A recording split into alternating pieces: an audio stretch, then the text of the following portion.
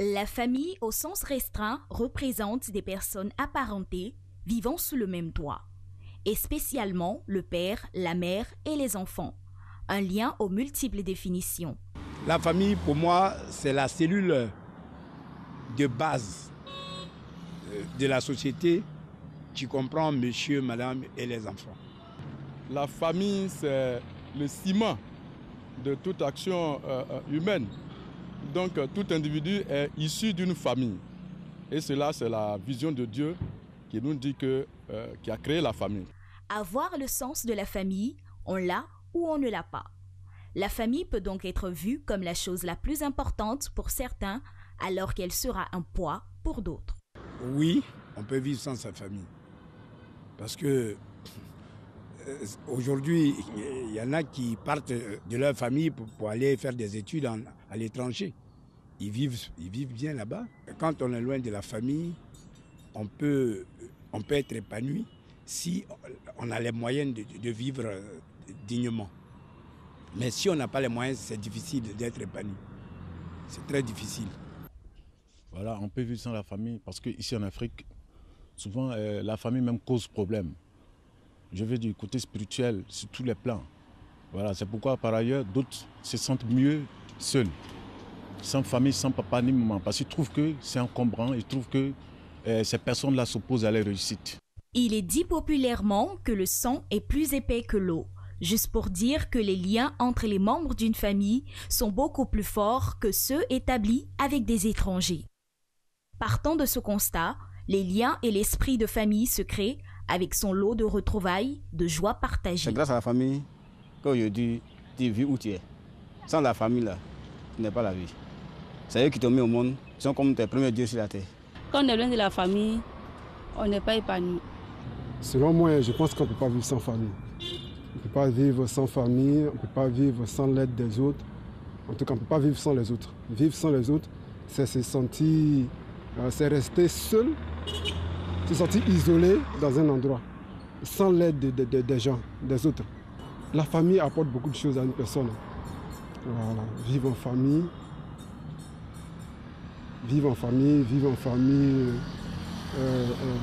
c'est vivre au fait dans la joie, dans l'harmonie. Il est vrai que la famille est souvent idéalisée et pourtant ce noyau n'est jamais un espace sans conflit. À l'instar du couple, la famille est également remplie de contradictions. Il s'agit d'une petite société humaine dans laquelle les pensées nobles et les passions négatives sont agitées en même temps. Peut-on vivre sans sa famille, mesdames et messieurs? Nous attendons vos questions, bien sûr, à travers notre page Facebook, notre Messenger, et aussi notre Instagram, Twitter. Merci en tout cas d'être fidèles à ce rendez-vous. Vous êtes de plus en plus nombreux à nous regarder. Nous en sommes fiers. Madame Bernadette Assou-Nguessan, bonjour. Bonjour. Alors, quand on parle de famille, c'est déjà le cadre global de votre intervention ici. Mais aujourd'hui, on parle de vivre sans sa famille. Qu'est-ce que ça implique concrètement? C'est quoi vivre sans sa famille? Vivre sans sa famille, c'est à l'extérieur, loin de sa famille. Étant entendu que nous pouvons parler de famille comme une communauté de personnes qui sont réunies par un lien de parenté. C'est cela la famille. Donc vivre sans cette famille-là, ça veut dire que dans l'environnement dans lequel je suis, dans l'environnement dans lequel je me développe, dans l'environnement dans lequel je travaille peut-être, je n'ai pas de lien de parenté avec les personnes qui sont avec moi. Et donc, est-ce que cela est possible? Cela est possible si nous pensons famille au sens strict de lien de parenté, mais il y a plusieurs catégories de familles, il y a plusieurs types de familles et nous allons avancer, nous allons voir ce que c'est.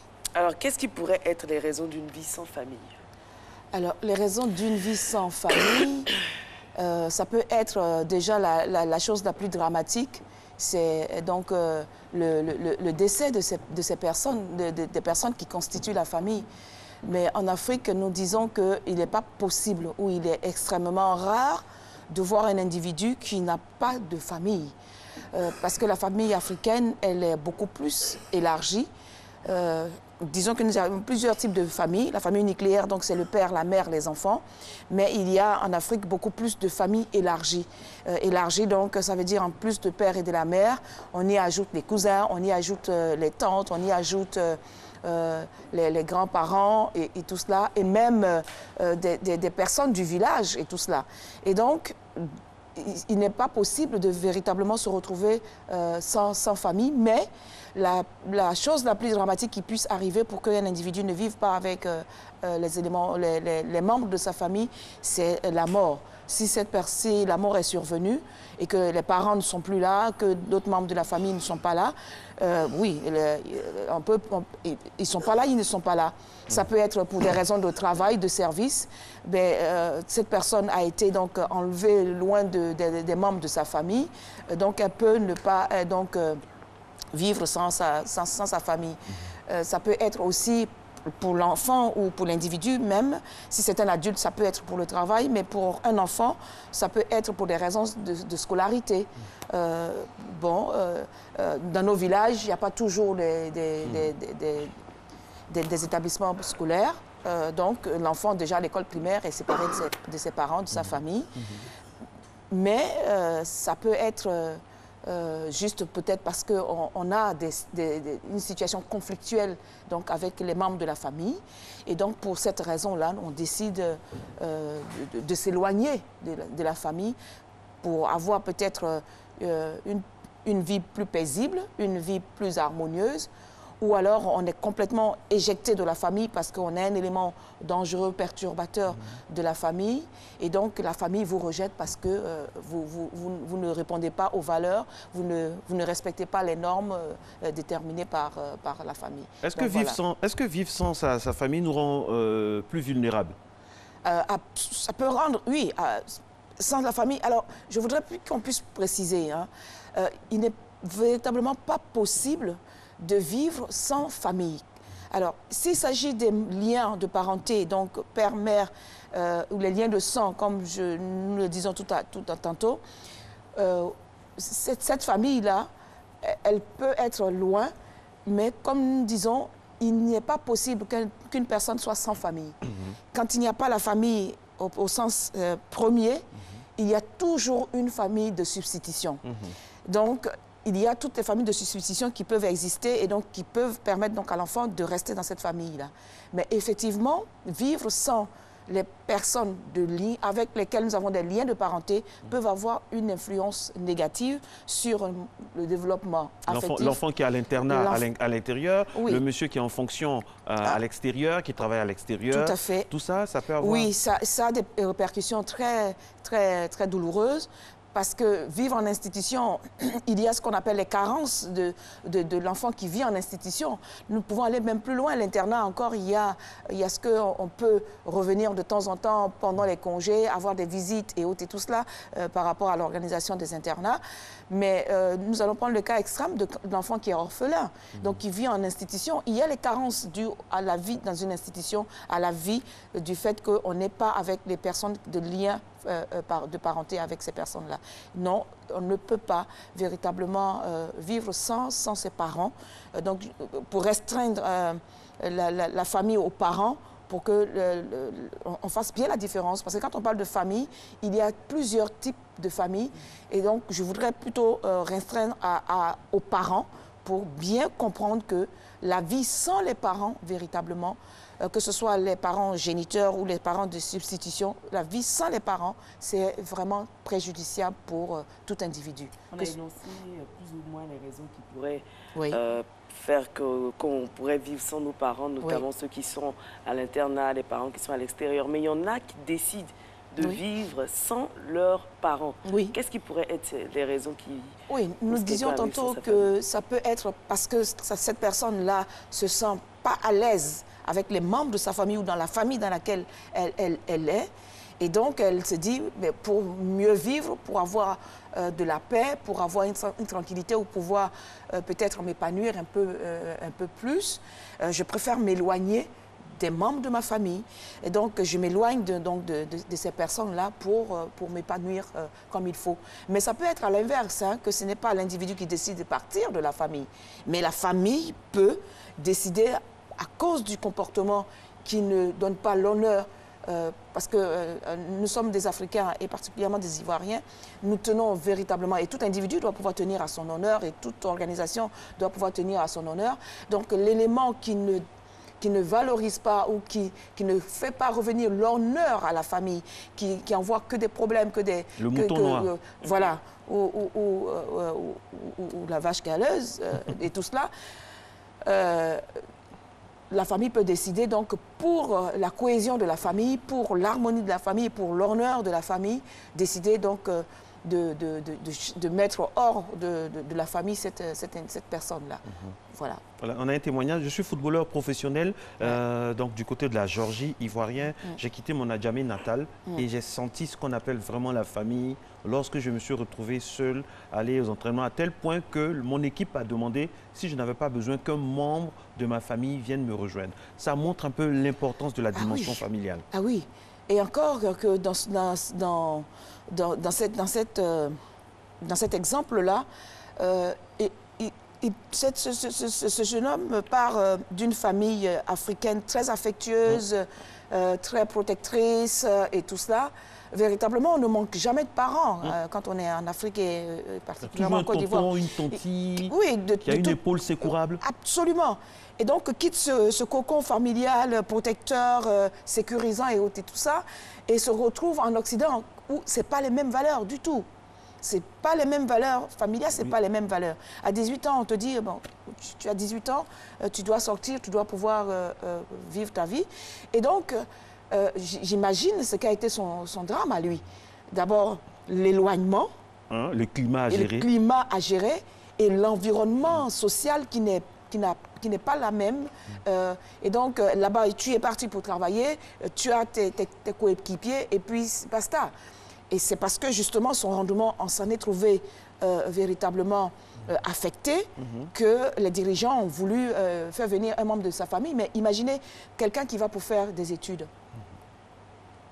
Un enfant qui va pour faire des études universitaires ou même au niveau primaire ou pour une recherche, qui s'en va pour des études.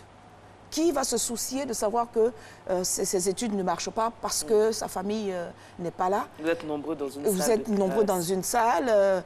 Et puis, c'est pas à eux de s'occuper de ces choses-là. Vous ne travaillez pas, vous ne travaillez pas. À moins qu'ils aient un regard plus poussé pour dire que, certainement, du fait d'être expatrié, pour quelle raison on a institué au niveau des expatriés des primes, un certain nombre de choses, un certain nombre de choses pour leur faciliter la vie et puis faire en sorte qu'à un moment donné, il y ait le break pour que cette personne se retrouve avec des personnes de sa famille. Est-ce que le bon côté, Madame Nguessan, est-ce que le bon côté, c'est pas que ça nous forme aussi psychologiquement? Le fait d'être loin de sa famille, est-ce que c'est pas un peu l'épreuve du feu pour acquérir d'autres forces psychologiques, peut-être? Oui, c'est pourquoi, pour toute séparation ou toute absence, tout éloignement de la famille doit être sérieusement préparé. Cela doit être sérieusement préparé et s'assurer qu'il y a une famille de substitution là où la personne atterrit. Et quand c'est bien préparé, la personne, c'est vrai que je n'ai plus ma mère avec moi, je n'ai plus mon père avec moi, mes sœurs et mes frères avec moi, tous ceux qui composaient donc mon environnement immédiat, mais je retrouve une autre famille de substitution où j'aurai un frère, une sœur, une maman, une tata, une certaine recomposition de cette famille qu'on quitte momentanément. Et la chose est préparée. Il y a un objectif à atteindre. C'est certainement parce qu'il faut ramener quelque chose de meilleur pour être meilleur. Et donc, on est suffisamment préparé à cette séparation-là. Et en partant, donc, on part dans ses bagages avec le maximum de confiance, avec le maximum d'affection, avec tout. Et aujourd'hui, les choses sont moins compliquées parce qu'avec tout ce qu'il y a comme potentialité de communication, nous pouvons donc être en relation en permanence avec les personnes que nous avons laissées. Si tant est que le fait de les avoir quittés est difficile à supporter, dans un premier temps, on reste en contact téléphonique avec tout ce que les technologies de la communication offrent. Mais effectivement, ça peut être, donc, quand c'est si bien préparé, ça veut dire que c'est pour un objectif, c'est une étape Dans le développement normal de l'enfant, il y a toujours des séparations. On parle de l'enfant qui est au sein. À un moment donné, il se sépare du sein. C'est le sevrage. C'est un moment difficile pour l'enfant et difficile pour la mère aussi. Donc, cet enfant-là va subir dans son développement psycho-affectif plusieurs étapes de séparation. Donc, l'enfant sera plus ou moins préparé à faire des séparations, à commencer à se reconstruire sans un certain nombre d'éléments. Quand cet enfant dans une famille harmonieuse, a passé ces différents moments de séparation, qui n'en sont pas véritablement, mais on perd toujours quelque chose. Quand on perd le sein, c'est terrible. Et donc, cet enfant est habitué, plus ou moins, il sait ce que c'est que la séparation, c'est quelque chose de constructif, c'est quelque chose de positif, il est entouré, il n'est pas délaissé. Donc, cet enfant-là va accepter, va comprendre la nécessité donc d'être séparé un tant soit peu de la famille. Mais quand ça se passe, la séparation se passe sur le fond du conflit, que ce soit l'enfant qui décide de partir de sa famille parce qu'elle ne s'y sent pas bien ou que ce soit la famille qui l'éjecte. Quand ça se passe dans ces conditions-là, ce n'est pas préparé. J'atterris où? Dans quelle famille, dans quel milieu? Et généralement, quand ça se passe ainsi, quand c'est un enfant qui décide de partir de la famille ou qui a été éjecté de la famille, donc qui se retrouve à l'extérieur, automatiquement, il reconstitue une famille. Donc, les bandes que nous voyons qui se constituent sont des familles pour les éléments de cette bande-là. Et il y a plusieurs répercussions sur l'enfant. Naturellement, quand vous quittez le cocon familial et que vous arrivez dans un environnement nouveau qui peut être très hostile, il faut réapprendre à vivre. Et avec quelles ressources? Vous êtes coupé de toutes ressources. Parfois, les enfants se retrouvent sans pouvoir manger, sans pouvoir... les besoins fondamentaux primaires de cette personne-là s'en trouvent bafoués. Qui va les assurer? C'est la famille qui doit les assurer, puisque la famille a un rôle d'éducation, de protection et tout cela. Et donc, si la famille n'est pas là, l'enfant qui se retrouve donc éjecté ou projeté dans la vie sans tout cela, généralement sans argent, et même si on a pu mettre de l'argent de côté ou subtiliser de l'argent quelque part, à un moment donné, cet argent finit parce qu'on se retrouve dans un environnement où les choses ne sont pas, on ne vous attend pas, on ne vous gardera pas à manger parce que vous êtes sorti, vous rentrez tard, vous n'avez même pas où dormir. Vous faites comment? Les répercussions sont énormes et sont graves. Donc, ce sont ces personnes-là qui vont se retrouver à sortir donc, de la norme sociale et qu'on qualifie de tous les délinquants ou de tous les noms qu'on peut leur attribuer. Et on vit en société, nous sommes dans une société africaine. Est-ce que la société traditionnelle n'a pas un rôle à jouer quand un enfant se sent rejeté, délaissé et qui se retrouve dehors? Alors, pas pour dire que c'était complètement idéal, que c'était parfait au niveau de la société africaine traditionnelle, mais ces cas étaient moins fréquents.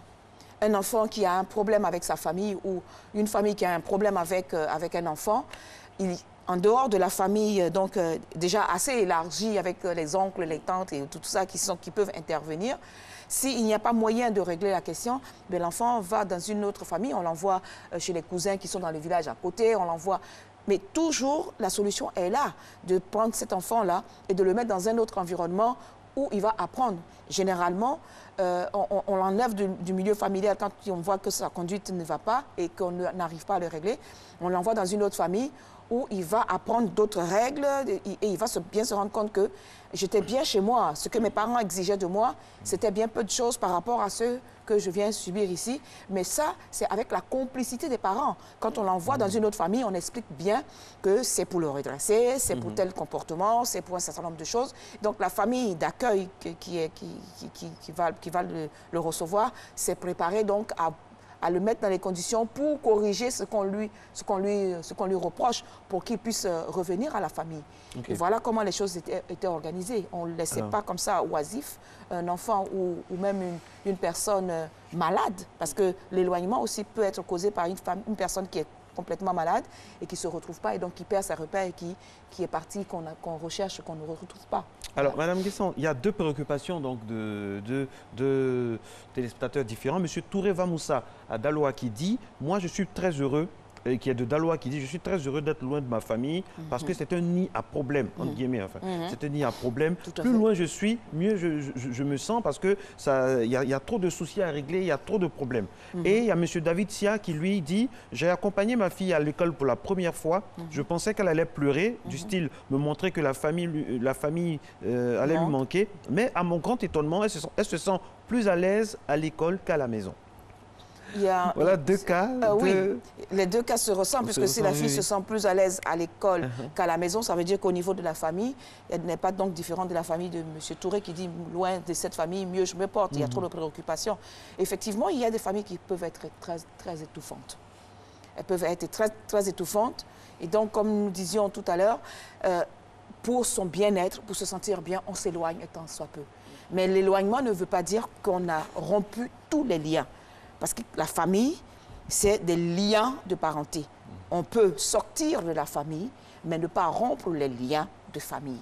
Donc, M. Touré, ce qu'il a fait, c'est de sortir un tant soit peu de cette famille-là, mais les liens ne sont pas rompus. Si les liens sont rompus, ça veut dire qu'il y a quelque chose de très grave qui a dû se passer dans la famille et pour laquelle il faut trouver une solution.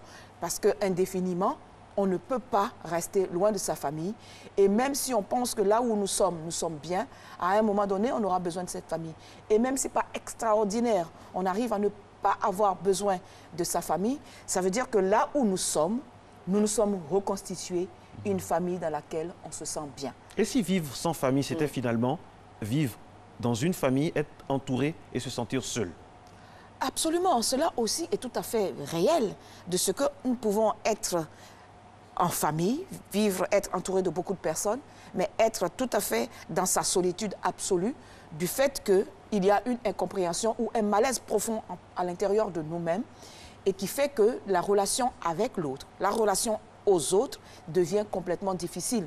Si nous n'avons pas eu dès la prime enfance une relation très affectueuse, la mère n'a pas su donner l'amour nécessaire et tout cela, mais je suis dans la famille, je me développe dans la famille, je fais mes études dans la famille, mais à la vérité, je suis une personne tout à fait solitaire et cela s'en ressentira avec son comportement à l'extérieur. Ça sera donc un enfant ou une personne qui, à l'extérieur, va automatiquement se reconstituer une famille. Tel ami deviendra la sœur, tel ami deviendra la mère, tel ami deviendra ainsi de suite. C'est dans nos gènes. L'être humain ne peut vivre sans un autre être humain qui qualifie de père, de mère ou de frère. Donc, quel que soit l'endroit où nous sommes, nous allons nous reconstituer cette famille-là. Elle peut être réelle avec des personnes vivantes réelles, comme de façon juste virtuelle, de façon imaginaire. Et donc, c'est montrer l'importance de la famille, des liens de parenté que nous pouvons avoir avec les individus. Faisons tout pour conserver ce que nous avons, parce que nous pensons toujours que dans la famille de l'autre, c'est mieux. Mais ceux qui sont dans la famille aussi se plaignent de cette famille-là. Donc, tant qu'à faire, regardons notre famille avec les meilleurs yeux et c'est là qu'on peut avoir le meilleur amour. Car rien ne peut se substituer véritablement à l'amour d'un père ou d'une mère, d'une sœur ou d'un frère, la famille nucléaire. Et si ceux qui ont choisi des familles en dehors de leur famille biologique, est-ce que ces personnes-là n'ont pas des difficultés à eux-mêmes fonder, disons, à elles-mêmes fonder leur propre famille? Ça fait partie des répercussions. Quelle est la raison pour laquelle vous êtes sorti de la famille? À un moment donné, tout être humain doit sortir de la famille. Quand j'ai 25 ans, 26 ans, 28 ans, je ne reste pas en famille. J'ai eu le temps de finir mes études, je travaille, donc je prends ma maison, je vais me fonder ma famille. Et c'est ainsi de suite ce qui a été prescrit par Dieu, que cela doit se perpétuer pour que la race humaine ne disparaisse pas. Donc, si à un moment donné, il y a une situation qui fait que je suis sortie de la famille, quelle est l'origine de cette situation? Il faut la régler. Il faut trouver des solutions, la régler et pouvoir sortir de façon moins blessée. Parce que toutes les blessures intérieures que nous subissons dans les familles conditionnent nos vies après. L'individu que nous sommes dans la famille, dans la société, demain, est conditionné par l'ensemble des blessures intérieures, résolues ou non résolues, soignées ou non soignées, que j'ai subies dans mon développement. Et quelles pourraient être les conséquences dans la société? Mais nous voyons malheureusement toutes ces personnes que nous appelons les enfants, on dit les enfants de la rue, mais là, à quel moment la rue peut être enceinte pour donner un enfant? Ce sont les enfants qui vivent dans la rue. Donc, il y a tout ce phénomène des enfants qui sont des enfants et même maintenant d'autres personnes qui vivent dans la rue. Donc, c'est cela. Sous nos cieux, ici, nous n'allons pas avoir de personnes sans domicile fixe, mais ailleurs, ce sont des adultes qu'on appelle les sans domicile fixe. Et donc, autant de choses qui sont préjudiciables pour la société. Une société avec cette image de personnes dans la rue qui n'ont pas de maison, qu'est-ce qu'elle peut enseigner? Qu'est-ce que cela veut dire? Ça veut dire que cette société est malade. Et donc, il y a des choses à faire. Il y a donc à revoir le système des familles, la vie, la reconstitution des familles pour que la société s'en porte mieux. C'est le début de la famille, c'est la société. Et donc, si la famille se porte bien, la société s'en trouvera mieux.